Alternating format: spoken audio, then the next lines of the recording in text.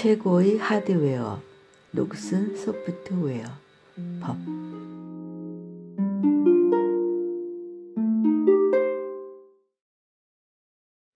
부처님은 법이 환술과 같음을 아시사 통달하여 장애가 없고 마음은 청정하여 온갖 집착 떠나사 모든 중생을 이해하고 인도하시네. 문수사리보살의 개송. 계속되는 문수보살의 개송인데 문수보살은 지혜를 상징하는 보살입니다. 개송 역시 초반의 것들과 달리 계속하여 저희 공부의 짧음을 시험하는 듯 느껴집니다.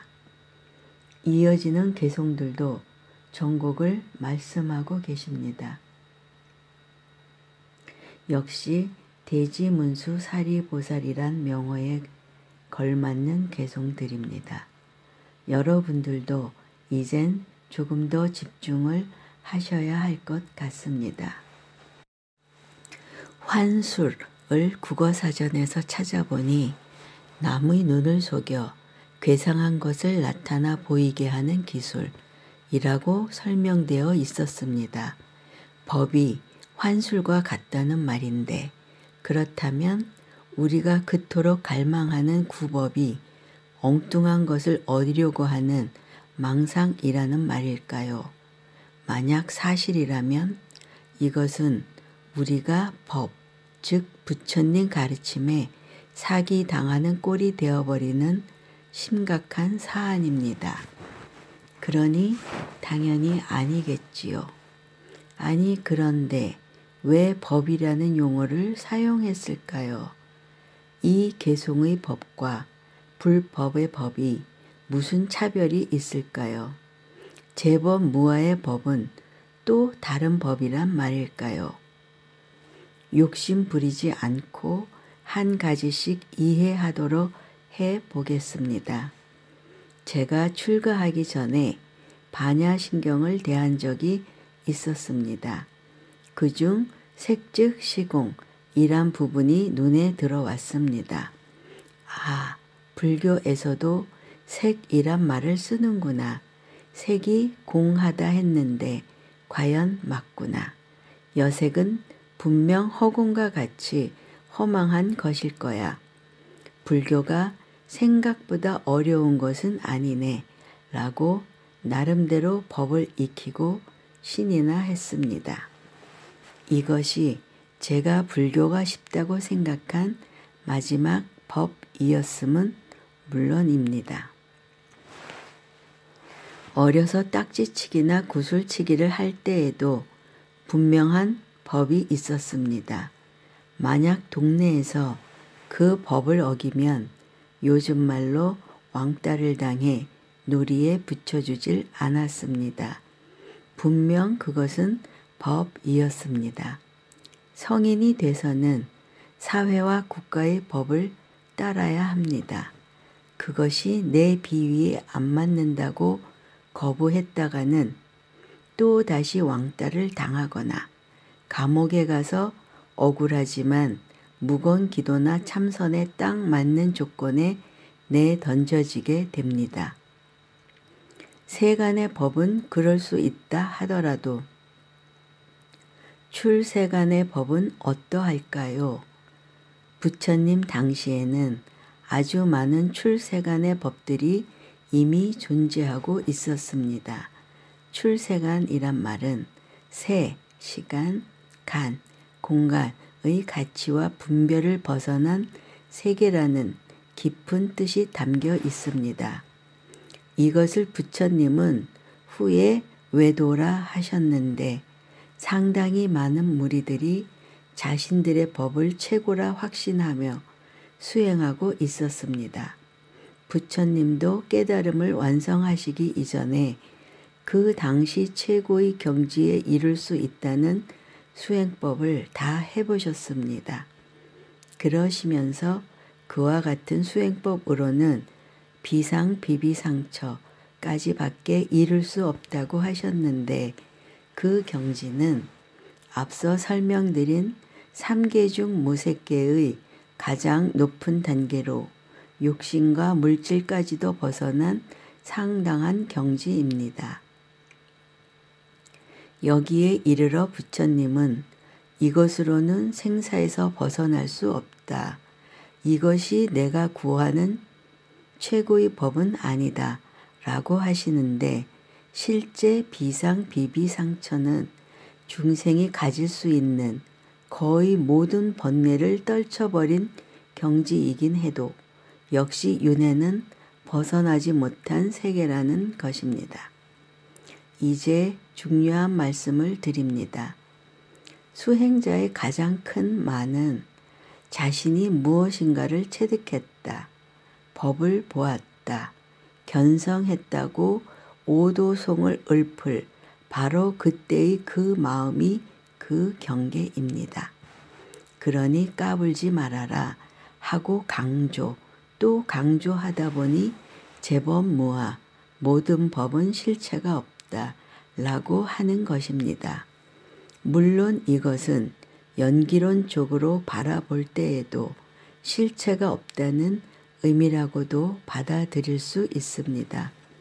그럴 경우 제법 무아는 건드릴 수 없는 성력임이 분명합니다. 그러나 이렇게도 생각해 보십시오. 아무리 양보하여 법을 보는 자가 나를 보는 것이지 육신의 나를 보는 것은 부처를 보는 것이 아니다. 라는 금강경의 가르침에 충실히 한다고 칩시다. 그렇더라도 그럼 역사적 실존 인물이고 이런 골치 아픈 글을 써야 할 원인 제공자인 석가모니는 법이 아니냐 하는 것이 저희 문제 제기이고 개송을 이해시켜 드리기 위한 골치 아픔인 것입니다. 더 깊이 들어가면 제가 제 말을 수습하는데 이 책 한 권을 다 바칠 것 같아 이 정도만 합니다. 그러나 확실히 해둘 것은 의례 그런 식의 상투적 해석 때문에 불교가 발전은커녕 비불교적으로 되어 간다는 점입니다. 종교 중 최고의 하드웨어를 가진 불교가 소프트웨어 개발을 소홀히 해 하드웨어까지 녹슬어가는 정말 심각한 상황인 것입니다. 그건 그렇고 이제 개송을 마무리합시다. 부처님은 법이 환술과 같음을 아시사 통달하여 장애가 없고 라는 말은 법도 보는 안목과 수준에 따라 그 깊고 얕음이 달라 잘못 보면 마치 마술에 속듯 환술과 같은데 이 이치를 부처님은 바로 아신다는 뜻입니다. 마음은 청정하여 온갖 집착 떠나사 모든 중생을 이해하고 인도하시네는 설명 없이 그냥 말 그대로 이해하셔도 충분하리라 생각됩니다. 인간이 원숭이보다 이타적일까? 공. 나의 본성 잊지 않으며 나의 소유도 또한 허망한 것인데 어찌하여 모든 열애께서는 그의 몸이 있으리요. 문수사리 보살의 개송. 개송 시작 부분에서 나의 본성이 없다 라고 합니다. 먼저 공이라는 개념을 염두에 두지 말고 생각해 보겠습니다. 왜냐하면 여러분께서 지금 생각하고 계시는 공의 관념이 오히려 제 설명에 도움이 되지 않는다고 여겨지기 때문입니다. 그만큼 공의 이해가 그리 간단치 않은 것이지요. 나의 본성, 다시 말해 인간의 본성이 과연 무엇일까요? 이와 유사한 질문으로 무엇이 인간과 동물을 구별 지을까요? 아주 직설적으로는 인간만이 가지고 있는 특별한 것은 무엇일까요? 기독교인 중에는 이 질문 자체가 신에 대한 회의라고 비판하는 분도 있을 것입니다. 역사적으로 수많은 사상가들이 나름대로 인간을 정의해 왔습니다. 인간을 생각하는 갈대나 사회적 동물이라 부르기도 하고 언어와 도구의 사용 따위를 인간의 특징으로 꼽기도 하지만 그것만으로는 뭔가 부족한 듯 합니다. 제인 구달이라는 학자는 평생을 침팬지 연구에 전념하여 영장류 연구에 새로운 이정표를 세웠습니다. 그녀의 연구 성과를 보면 위에 예로 든 인간의 특징은 동물도 가지고 있다는데 반론을 제기할 수 없을 정도로 정교합니다. 모든 종교에서 요구하는 자비와 사랑과 헌신과 봉사가 인간만이 가질 수 있는 특성일까요? 그래야 마땅할 것 같습니다. 만약 이것도 무너지면 종교의 존재 의미의 상당 부분이 그 현실성에 의심받게 되니 이는 마지막 보루일지도 모르니까요. 하지만 아래에 유감스럽지만 신뢰할 만한 실험 결과를 소개합니다. 원숭이 행동 규범에 관한 기록 중에 좋은 예가 있다. 가령 마카크, 영장류 긴 꼬리 원숭이과 마카크 속에 속하는 유럽, 아프리카, 아시아 대륙 원숭이 총칭의 예를 들어보자. 그들은 사촌 무리가 모인 결속력이 강한 집단을 형성해 생활하고 있다. 어느 원숭이는 통계적으로는 자신과 공통의 유전자를 많이 가지고 있다고 볼 수 있기 때문에 당신도 그중 한 사촌이라고 가정하자. 그 겉모습을 통해 혈연의 농담을 판정할 수 없고 당신은 그들을 구하기 위해 굳이 목숨을 걸지 않아도 정당화될 수 있다. 원숭이가 사슬을 잡아당길 때에만 먹이가 주어지는 실험 장치가 있다. 그런데 그 사슬을 당기면 다른 방에 넣어둔 혈연 관계가 없는 원숭이에게 전기 충격이 주어지고 줄을 당긴 원숭이만 볼 수 있는 유리를 통해 그 원숭이의 고통스러운 표정을 볼 수 있다. 그러나 사슬을 당기지 않으면 자신이 굶어 죽을 수밖에 없다. 전후 사정을 모두 깨닫게 된 원숭이는 그 후로는 자주 사슬 당기기를 거부하게 되었다. 어떤 실험 결과에서는 사실을 알고도 사슬 당기기를 계속한 원숭이는 13%이며 나머지 87%는 스스로 굶는 쪽을 선택했다. 그리고 전기 충격을 당해본 경험이 있는 원숭이는 훨씬 더 사슬 당기기에 대해 거부 반응을 나타냈다. 사회적인 위치 관계 혹은 원숭이의 본성이 동료에게 상처를 주는 행위를 참을 수 없게 만든 것이다. 원숭이에게 이런 파우스트식 거래를 강요한 인간 실험자와 동료에게 고통을 주는 대신 극도의 허기를 참아낸 원숭이 중 어느 쪽을 선택하겠냐는 물음을 받는다면 우리 도덕적 공감은 비정한 실험을 한 과학자 쪽으로 향하지 않을 것이다. 그러나 이 실험은 동료를 구하기 위해 자신을 희생한다는 숭고한 정신이 사람 이외에도 존재한다는 사실을 가르쳐 주었다. 원숭이는 교회의 일요학교에 다닌 적도 없고 10계명에 대해 들어본 일도 없을 것이며 중학교에서 지루한 윤리 수업을 듣느라 몸을 비튼 경험도 없을 것이다.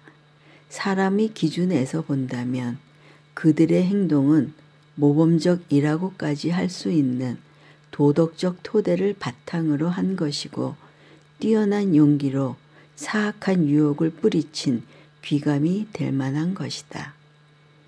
최소한 이 경우에 한정해서 본다면 원숭이들에게는 영웅적 행동이야말로 최대의 행동 규범인 것이다. 입장을 바꾸어 인간이 원숭이 과학자에게 붙잡혀 똑같은 실험을 받는다면 사람도 원숭이처럼 훌륭한 행동을 할 수 있을까? 인류 역사상 타인을 위해 죽음을 선택해 길이 존경을 받는 인물은 소수이다.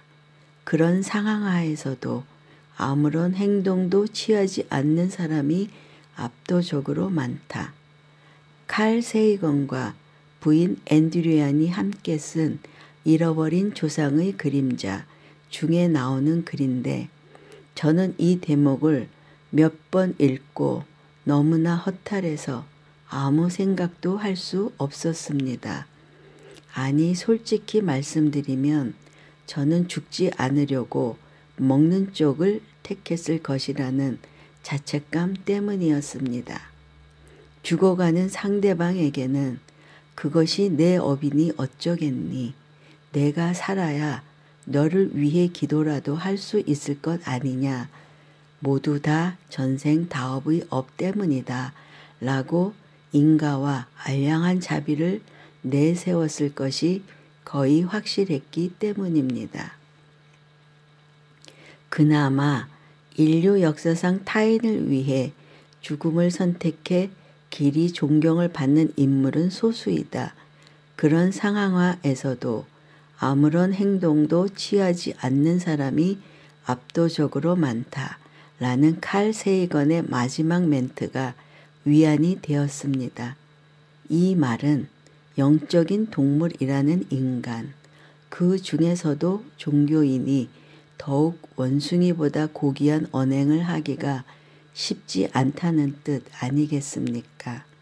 물론 여러분들이 너나 그렇지 나는 굶어 죽는 쪽을 택했을 것이다. 확률이 87%나 되지 않는가 라고 하시더라도 저는 할 말은 없습니다.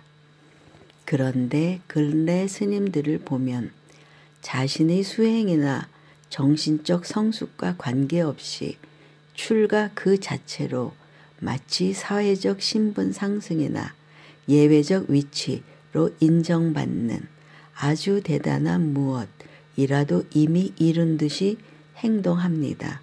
이는 순전히 제 눈이 백내장 수술 후 인공수정체로 세상을 보고 거기다 녹내장이란 병까지 들어서 시야가 좁아져서 그런 것 같기는 합니다. 말이 나왔으니 내친 김에 한마디 더 하면 사실 불교라는 종교의 출가자만 그렇겠습니까? 만약 다른 종교의 성직자들은 절대 그렇지 않다고 한다면 대한민국 국민 중에서 유독 불교만 질이 떨어지는 사람들의 모임체라는 결론인데 과연 그럴까요? 지금까지 인간의 본성이 생각보다는 별것 아니라고 말씀드렸지만 불교의 나는 이것과는 구별해야 합니다. 불교의 나란 온갖 사고의 범주를 최대한 넓혀 사유한다고 한들 그 실체가 곧 나의 모두는 아니다 라는 의미로 이해해야 합니다. 불교에서 말하는 진정한 나는 진여로서의 나, 불성의 종자로서의 나, 미래의 부처를 이룰 중생으로서의 나일 때 그 존재의 의미가 있고 이것이 곧 나의 본성이고 중생의 본성이라는 것입니다. 다시 개송에 비추어 해설하면 지금까지 설명드린 대로 내 본성도 없는데 하물며 나의 것이 있을 수 있느냐가 바로 개송에서 아의 소유도 또한 허망한 것인데 의 뜻이라고 풀이할 수 있습니다. 어찌하여 모든 열애께서는 그의 몸이 있으리요는 부처가 곧 중생이요 중생이 곧 부처이며 중생의 본성이 본래 있지도 않는데 어찌 부처의 몸이 있을 수 있겠는가 라는 뜻입니다.